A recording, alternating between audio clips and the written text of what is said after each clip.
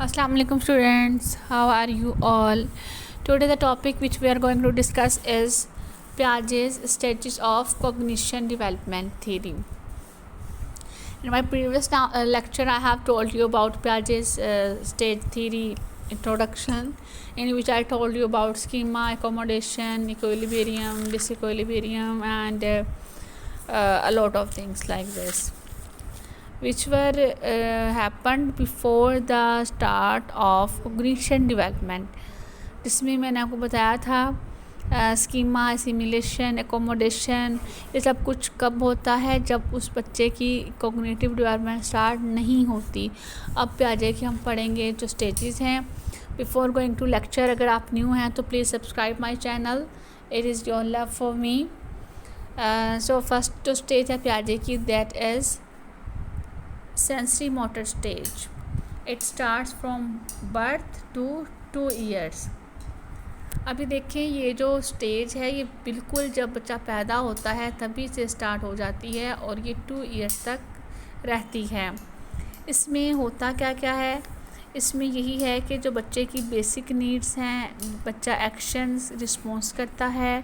For example, अगर उसे भूख लगी है तो ही विल क्राई, ठीक है. अगर ठंड लग रही है तो देन भी ही विल क्राई, मीन्स के वो रिस्पॉन्स करता है जो उसको फ़ील हो रहा होता है उसको, लेकिन अभी उसको तरीका नहीं आ रहा होता, उसको जो भी है वो क्राई करके ही अपना रिस्पॉन्स जो है वो शो करता है. तो ये जितने भी एक्शंस हैं ये इनके बिल्कुल बाय बर्थ अल्लाह ताला की तरफ से ही एबिलिटी होती है. इनमें सेंस एक्शन होता है. These all occur to fulfil basic needs होती हैं. फिर क्या होता है, after 1 year they start intentional actions, means कि फिर क्या होता है, फिर वो जैसे फॉर एग्ज़ाम्पल अगर वो रो रहे हैं तो सब काम के लिए रोएंगे ही इन द फर्स्ट स्टेज और in first 2, 3, 4 months of the baby. लेकिन आफ्टर 6 मंथ्स क्या होता है, अगर उनको कोई चीज़ चाहिए तो they will catch this with their hands, they will move themselves to catch that, ठीक है. बट अगर हम इससे पहले देखें, फर्स्ट 3 मंथ्स में क्या होता है, बेबी सिर्फ रोएगा ही, कुछ चाहिएगा भी तो वो रोता ही है, जस्ट अपना मुंह खोलता है, उसको नहीं पता होता how to get that thing. तो ये क्या है, इसकी बेसिक नीड्स होती हैं. तो इसमें ये है इसकी जो इस स्टेज की जो हैं कैरेक्टरिस्टिक्स, उसमें है first of all what is object permanence है. मीन्स के at the end of this stage object permanence starts, मतलब कि जब ये स्टेज एंड होने वाली होती है, 2 ईयर्स का जब बच्चा होने वाला होता है तो उसको जो परमानेंस जो चीज़ें नज़र आ रही होती हैं वो शुरू हो जाती हैं. मतलब कि उसको पता चल जाता है ये मेरी अम्मी है, ये मेरे फादर हैं, या ये मेरे टॉयज़ हैं, ये मेरा फीडर है. तो उसको समझ आने शुरू हो जाती है. और इसमें क्या होता है, सेपरेट सेल्फ हो जाता है बच्चा, टू थिंक देमसेल्व्स सेपरेट, ठीक है. सो बात चल जाता है कि ये मेरी सिस्टर है तो ये मेरा भाई है, इस तरह से ना. इसमें होता है गोल डायरेक्टेड एक्शन आ जाते हैं. They think every action has a reaction. They have curiosity and explorer, means के इसमें ये होता है कि वो गोल डायरेक्टेड हो जाते हैं. उन्हें पता होता है अगर हम कोई भी काम करेंगे उसका रिएक्शन भी होगा.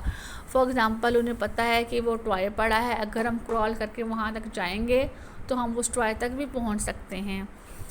और इसमें ये होता है कि ग्रोथ रेट, इसमें ड्रामेटिक ग्रोथ रेट होता है, ठीक है. बहुत ज़्यादा ग्रोथ रेट बहुत ज़्यादा हो जाता है. इट मीन्स कि जो लर्निंग है वो बहुत क्विक होती है. They learn 200 words at 2 years age के अकॉर्डिंग टू पियाजे. वो कहता है कि ड्रामेटिक इनमें ग्रोथ रेट है, तो क्या है कि बच्चा बहुत जल्दी इसमें सीखता है. मेंटली जो एज है इसमें ग्रोथ बहुत ज़्यादा हो जाती है. जो हमारी नेक्स्ट स्टेज है that is pre operational stage. इसमें क्या होता है, लर्निंग टू ऑपरेट, मीन्स के जो बच्चे हैं वो छोटे से प्रैक्टिकल्स करना सीख जाते हैं. सिम्बॉलिकली रिप्रेजेंटेशन हो जाती है. They learn to see objects, means के उसको पता चलता है कि this is the pen and this is the pencil. उसको सिम्बॉलिकली रिप्रेजेंटेशन पता चल जाती है बच्चों को. बच्चे ईगोसेंट्रिक हो जाते हैं. They think of themselves, they take everything according to themselves, कि मीन्स कि उन्हें लगता है कि वो अपने बारे में सोचना शुरू हो जाते हैं और वो कहते हैं कि हर चीज़ को अपने तौर पर लेते हैं, ईगोसेंट्रिक हो जाते हैं बच्चे। इसमें थिंकिंग प्रोसेस जो है वो बढ़ना शुरू हो जाता है, बच्चे ज़्यादा सोचना शुरू कर देते हैं। एंड देन इसमें जो है वो लैक ऑफ कंजर्वेशन होती है। फॉर एग्ज़ाम्पल ये लैक ऑफ कंजर्वेशन क्या है, उनको नहीं पता चलता कि कौन सी चीज़ जो है वो कम है, ज़्यादा है। Example of clay ball and bread, उन्हें नहीं पता चलेगा कि जो क्ले बॉल है ये मीन्स कि वो शेप से उनको आइडिया हो जाएगा कि this is the same thing. अभी उनमें इतनी कंजर्वेशन नहीं होती कि वो पहचान कर सकें। एक दो चीज़ें हम उनको एक जैसी ला के दे दें तो उनको नहीं पता चलेगा कि कौन सी वाली चूज़ करनी है, because they will think that these two things are same. For example अगर हम एक कप लेते हैं छोटे वाला जिसका जो लंबा कप हो, ठीक है, और एक हम प्याला ले लें, उसमें हम चाय डालें, जो कप है वो फुल हो, जो प्याला है वो हाफ़ हो, तो जो बच्चे हैं वो उस कप की तरफ प्रोसीड करेंगे, कप को पकड़ेंगे as they think that cup is full with tea, जबकि जो दूसरा प्याला है दैट इज़ हाफ़, हालांकि जो प्याला है वो उसमें ज़्यादा टी हो सकती है और कप में थोड़ी, लेकिन उनको इस बात की समझ नहीं होती इस स्टेज में। फिर इसमें ये है कि इन्वर्सिबिलिटी होती है, ठीक है, कि वो चीज़ें हैं उन्हें नहीं पता होता, they can't thinks vice versa. For example बच्चे से पूछते हैं कि आप अपने बहन भाइयों के नेम बताएं, तो वो नेम तो बता देते हैं, अक्सा, ठीक है, वो कह देंगे अक्सा, उज़मा, बुशरा, सलीम, मजीद, ठीक है, जैसे अकॉर्डिंग टू देयर क्या लें आप एजीज़ या जो भी वो बता देंगे। अगर हम उन्हें कहेंगे वाइस वर्सा बताओ तो वो इस एज पर बताने में नाकाम होंगे। अगर हम कहें कि जैसे आपने बताया आप वाइस वर्सा मीन्स कि इसका उल्ट बताएं तो वो नहीं बता सकेंगे या उल्ट पुल्ट उनका हो जाएगा। Show them concrete things in visual form as they are exploring things, organise trips, do activities before them, involve them with you. तो ये सारा कुछ क्या हो जाता है, इन्वर्सिबिलिटी उनकी फिर थोड़ी सी इंक्रीज होनी शुरू हो जाती है, जो कि वर्सिबिलिटी में शुरू हो जाती है। फॉर एग्ज़ाम्पल अगर उन्हें कहें कि 1 2 सुनाएं, they will tell you, they will as they have learn the 1 2, but अगर उन्हें कहें कि आप 10 से जो है वो शुरू कर दें तो फिर वो नहीं कर सकेंगे। तो ये इस स्टेज में होता है। फिर इसमें क्या होता है, इमेजिनेटिव थिंकिंग स्टार्ट हो जाती है बच्चे की। बच्चे जब इमिटेशन शुरू कर देते हैं, मीन्स कि वो रोल प्लेइंग शुरू कर देते हैं, एसिमिलेट को करना शुरू कर देते हैं चीज़ों को, but non logic thinking is power increase हो जाता है बच्चों का। Imagination is at high climax, कि जो इमेजिनेशन थिंकिंग है वो बहुत ज़्यादा बच्चों की हाई लेवल पर होती है। इमिटेशन मीन्स कि हमने कई दफ़ा देखा है जो छोटी बच्चियाँ खेल रही होती हैं, कोई टीचर बनी होती है, कोई डॉक्टर बनी होती है, तो वो क्या होता है उनकी इमिटेशन हो रही होती है, वो रोल प्ले कर रहे होते हैं बच्चे वो देख कर किसी को।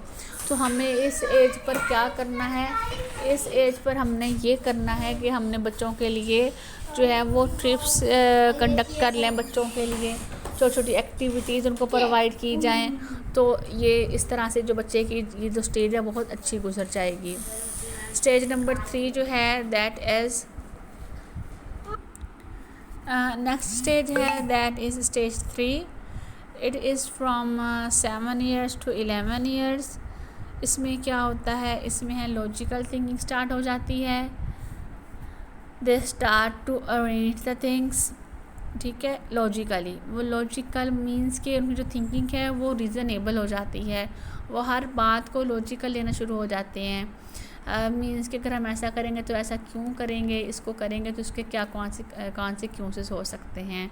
They start by logical. अब क्या होता है इसमें रिवर्सिबिलिटी भी उनकी जो है वो डिवेल्प हो जाती है। जैसे मैंने प्रीवियस स्टेज में बताया था कि they can't do the things vice versa, but in this stage they can do the things reverse. For example अगर हम उन्हें कहें कि फ्रॉम टॉप टू बॉटम करें वो कर लेंगे, अगर हम कहेंगे बोट टू टॉप अरेंज करें then they are able to arrange the things from bottom to top. और इसमें क्या होता है, इसमें ये होता है कि ईगो सेंट्रिक जो है वो एंड्स हो जाती है, बच्चे फ्लेक्सिबल हो जाते हैं, उन्हें बात चलता है। मतलब कि पिछले में ये था कि ईगो सेंट्रिक थी कि वो कहते थे कि हम ही हम हैं, ठीक है। यहाँ पर they start playing with their friends, ठीक है, फ्लेक्सिबिलिटी उनमें आ जाती है। फिर यह है कि लैक ऑफ कंजर्वेशन स्मूथ हो जाती है। For example as I have told you in the previous stage के क्या था, मैंने आपको मिसाल दी थी चाय की कि अगर एक कप में चाय है that is full with T but the प्याला इज़ हाफ विथ टी, लेकिन वो यही समझेंगे कि प्याले में टी कम है और जो कप है वो that is full with T. In fact ऐसा नहीं हो सकता है प्याले में टी ज़्यादा हो। अब जब इस स्टेज तक बच्चे पहुंचते हैं तो they can differ in these two things, उन्हें पता चल जाता है कि कौन सी चीज़ बड़ी है, कौन सी चीज़ छोटी है, किस चीज़ में जो है क्वांटिटी फैली हुई है, किस में नहीं फैली हुई। तो they can differentiate between the things and between the liquids. फिर इसमें यह है कि इंडक्टिव रीजनिंग उनकी स्टार्ट हो जाती है, और क्या है जैसे कि, और फिर इसमें ये भी होता है कि इमेजिनेटिव थिंकिंग जो है वो चेंज हो जाती है, वो लॉजिकल थिंकिंग में कन्वर्ट हो जाती है। पहले सिर्फ वो इमेजिनेशन ही करते हैं, बट यहाँ पर इस स्टेज में वो लॉजिकल भी सोचना शुरू हो जाते हैं। And the next stage is formal operational stage. इसमें क्या होता है, फॉर्मल ऑपरेशनल स्टेज में पहले हमने कंक्रीट ऑपरेशनल पढ़ी थी, जहाँ पर ये था कि वो ऑपरेशन करना शुरू हो जाते हैं, चीज़ों को ऑपरेट करना शुरू हो जाते हैं। यहाँ पर क्या है, थोड़ा सा उससे आगे ये 11 से एडल्ट्स में ये स्टेज होती है। इसमें क्या होता है, इसमें ये होता है कि एब्स्ट्रैक्ट थिंकिंग स्टार्ट हो जाती है, कॉन्सेप्ट ऑफ गॉड आ जाता है। एब्स्ट्रैक्ट थिंकिंग का मीनिंग ये है जो चीज़ें नज़र नहीं आ रही होती, that is called abstract. But in the previous stages जो एब्स्ट्रैक्ट थिंकिंग का कॉन्सेप्ट था दैट वाज एब्सेंट, मीन्स कि उन्हें नहीं पता what is death, what is life, what are the abstract thinking, what are the abstract things, they don't know about this, but at this stage they have ideas about the abstract thinking. They come to know what is concept of God, what is concept of heaven and hell. Cheating जो concepts हैं वो भी उनके develop हो जाते हैं, morals social values आ जाती हैं, और हाइपोथेटिकल थिंकिंग भी इनमें स्टार्ट हो जाती है। So this was the 4 stages of Piaget's theory. तो इसमें वो ये कहता है इन ऑल द स्टेजेस जो वो टीचर्स का ये रोल है कि उनके लिए वो इस तरह के प्रॉब्लम्स छोटे छोटे से क्रिएट करें कि जिनका वो खुद से जो है वो सोल्यूशन ढूंढ सकें। इस तरह करेंगे तो फिर उनकी जो नेक्स्ट स्टेजेस है दे विल बी सक्सेसफुल। और अगर हम उनको शुरू से ही प्रॉब्लम्स नहीं देते, उनका हाथ पकड़ लेते हैं and we don't give them the environment, we don't give facilitate them, we don't give opportunities, तो फिर क्या होता है उनमें जो कॉग्निशन डेवलपमेंट का जो प्रोसेस है वो बहुत स्लो हो जाता है। तो ये है इसमें। उम्मीद करती हूँ आपको समझ आ गई होगी। If you have any query और question you can ask me in my comment section and don't forget to subscribe the channel. Thank you for watching.